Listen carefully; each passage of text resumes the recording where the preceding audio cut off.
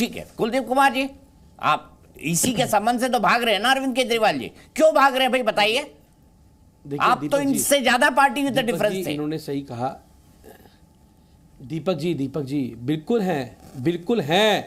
हम भारतीय जनता पार्टी की तरह वोट चोर पार्टी नहीं है। हम भारतीय जनता पार्टी की तरह वो पार्टी नहीं है कि जिसके खिलाफ महिला पहलवानी धरना करें और वो अपने साथ उस सांसद को बैठा के बगल में बैठा लें। हम वो लोग नहीं है कि जिसको हम 2 दिन पहले जाके मोदी जी कहें कि अजीत पवार 70,000 का घोटालेबाज है और 2 दिन बाद पार्टी में शामिल करा लें। हम वो लोग नहीं है जो जगन भुजबल जैसे लोगों को पार्टी में शामिल करा लें और बाद में जो ईडी सीबीआई की चार्जशीट ही खो दे। ये देश के सामने आज ईडी और मोदी जी के साथ साथ उनकी लोकप्रियता के साथ साथ ईडी और सीबीआई के ऊपर भी प्रश्न खड़ा हो चुका है कि आज ईडी और सीबीआई जैसी संस्था वो कैसे आदर्श घोटाले के अंदर जो अशोक चव्हाण हैं वो भाजपा में आते कैसे आदर्श बन जाते हैं। ये कौन सा ऐसा केमिकल यूज करते हैं, कौन सा ऐसा पाउडर यूज करते हैं भाई जिसको लगाते ही वो एकदम बहुत साफ सुथरा और सुंदर हो जाता है। हमें तो पता नहीं लगता है। ये हेमंत विश्व शर्मा जैसे लोगों को शामिल कर रखा है इन लोगों ने। और दूसरी बात, अरविंद केजरीवाल जी वो व्यक्ति हैं जो आज भी ईडी और सीबीआई के तमाम हथकंडों के बाद भी,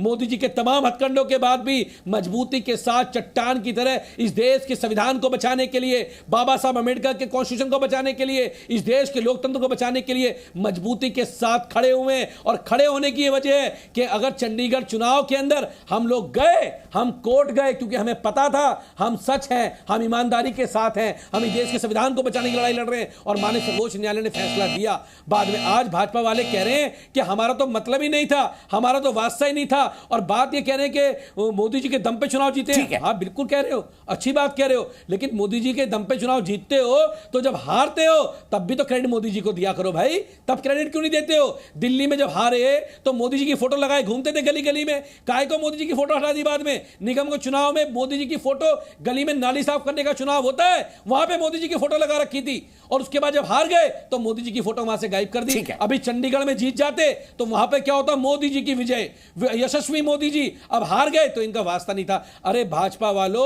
अरे संघ के लोगों, समय का ध्यान रखिए कुलदीप भाई, आप भी संगीत रागी जी, तुम में कुछ अकल आए और तुम इस देश के संविधान से खिलवाड़ ना करो। ठीक है संगीत रागी जी 90 सेकंड आप। देखिए दीपक जी, पहली बात तो मैं कह दूं कि अशोक चौहान के मुद्दे पर मैं बिल्कुल बोलना चाहूँगा।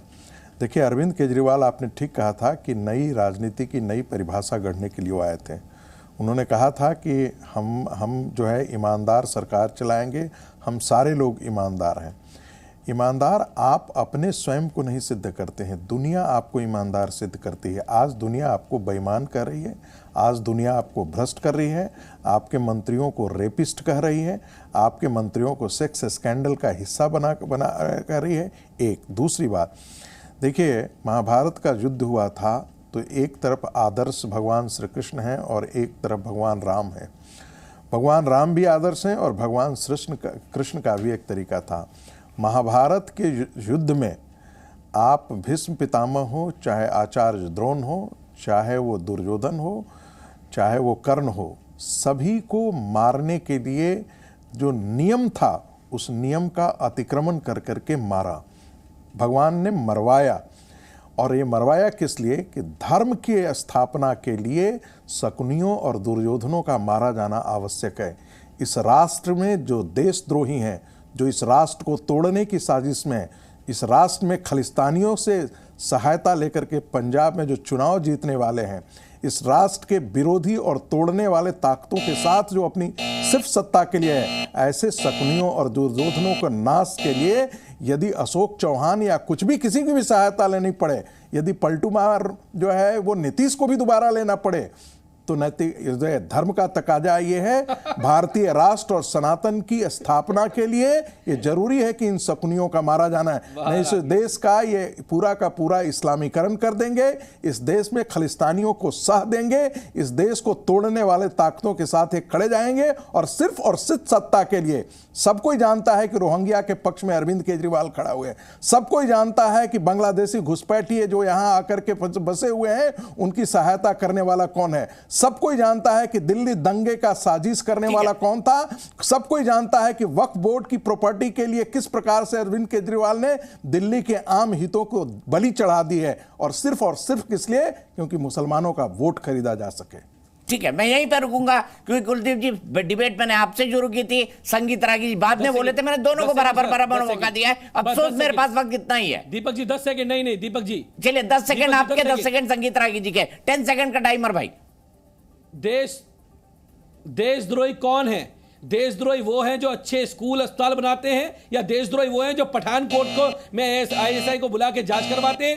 देशद्रोही वो हैं जो अच्छे स्कूल अस्पताल बनाते हैं, या देशद्रोही वो हैं जो जाकर यहां से नवाज शरीफ के साथ बिरयानी खाते हैं? देशद्रोही वो हो गया कुलदीप कुमार जी, हो गया संगीत रागी जी आपका जवाब। देशद्रोही वो हैं जो भगवान राम के मंदिर जहां स्थापना हुई कहते थे कि वहां हॉस्पिटल बनाओ, शौचालय बनाओ, लेकिन राम मंदिर मत बनाओ। देशद्रोही वो हैं जो पठानकोट के बाद जो सर्जिकल स्ट्राइक हुई थी उस पर क्वेश्चन करते थे। देशद्रोही वो हैं जो खलिस्तानियों के साथ खड़े हो जाते हैं। देशद्रोही वो हैं जो चलते चलते एक ही बात बोलूंगा, जो अपनी लड़ाई, राजनीतिक लड़ाई इस देश में लड़ते हैं। ठीक है, कुलदीप जी रुक जाइए। स्टूडियो में तनाव है क्योंकि देश में चुनाव है, मैं इतना ही कहूंगा, स्टूडियो में तनाव है क्योंकि देश में चुनाव है। जी न्यूज़।